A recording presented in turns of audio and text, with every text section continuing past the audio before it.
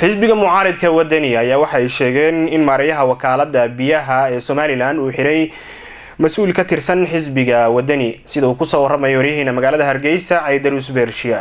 مسؤوليتني وحلال كلا دوان كهاي حسب معارض كهاي وطني وحي كويديين ماريها وكالة بيها هرقيسة محمد علي دارود إنو أرمى سياسة دايسان وحريميد كامدة مسؤولين حسب وطني دقمة دار السلام وقويقة مقالة هرقيسة كدب مراي ورفدي النظر كلها اللين قدها مقالة هرقيسة وانا كون يقو أرمى السكة الليا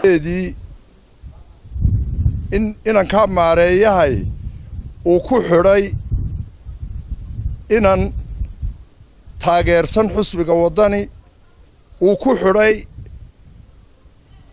دار سبورتي أو إنما عيارتوي عن الصيني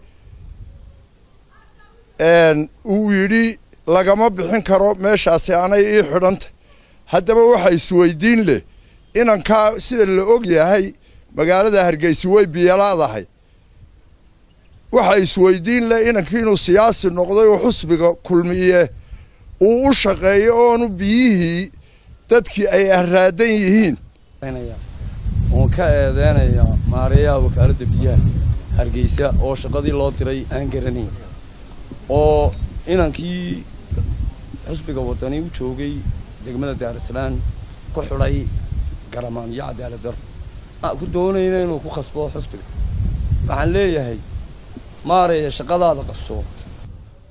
أنا كوكالة بيها رجسي شوكا. وأحلى ينادر. كواد ما يسصدني. آخر لا تجيه.